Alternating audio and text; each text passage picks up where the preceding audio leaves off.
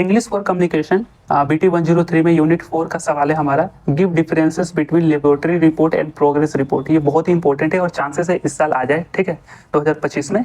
तो क्या है लेबोरेटरी रिपोर्ट, लेबोरेटरी, और क्या है प्रोग्रेस रिपोर्ट, इनमें हम डिफरेंसेस को देख रहे हैं अभी।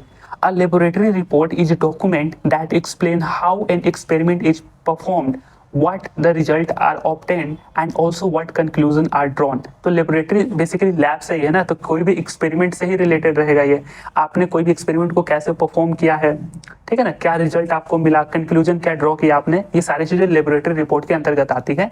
It is used in science lab, engineering practices, technical research, इन सभी चीजों में लेबोरेटरी रिपोर्ट आता है। तो छोटा सा आपने एक इंट्रोडक्शन लिख दिया। उसके बाद प्रोग्रेस रिपोर्ट में छोटा सा आप इंट्रोडक्शन लिखिए। अब progress report is document that provide information about current status, achievements, remaining work of a project. तो प्रोग्रेस में जाहिर सी बात है, आपने जो प्रोजेक्ट लिया है उसका करंट स्टेटस क्या है, कितने टास्क कंप्लीट हो गए हैं, कितने टास्क बाकी है, ये सारी चीजें प्रोग्रेस रिपोर्ट बताता है। It is used in industry project, construction work progress, college assignment, research projects, इन सभी चीजों में प्रोग्रेस रिपोर्ट बनता है, काम आता है। अब देखिए, both laboratory and progress report are type of technical और official writing, but they serve different purposes. तो देखिए, here are the differences between progress report और लेबोरेटरी रिपोर्ट, जो कि ये कुछ पॉइंट्स इंपॉर्टेंट है। देखना 5 पॉइंट आप ध्यान में रखना।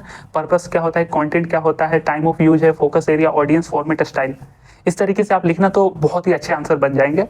पर्पस क्या होता है लेबोरेटरी रिपोर्ट का, it is used to record and explain the result of an experiment.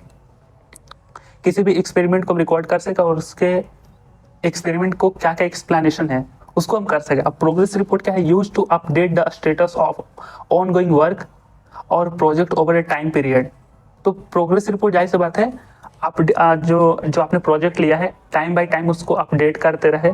इसका मेन पर्पस यही होता है, जो ऑन गोइंग टास्क है और जो टास्क आपने कंप्लीट भी कर लिया उसको भी मेंशन करें, लेकिन ओवर द टाइम उसको अपडेट भी करते रहे।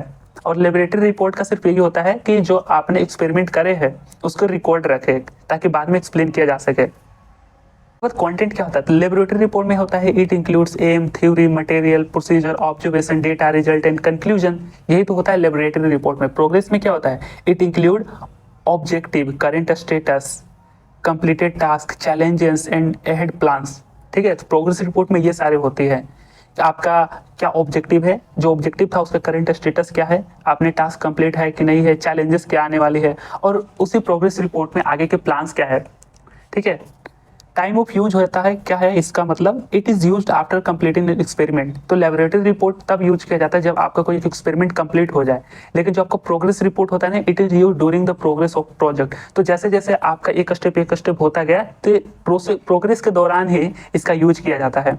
लेकिन इसका यूज जब आपका पूरा एक्सपेरिमेंट खत्म हो गया ना, तब इसका यूज किया जाता है लेबोरेटरी का। लेकिन प्रोग्रेस का बीच में किया जाता है, जब तक एक एक लेवल पार ना हो जाए।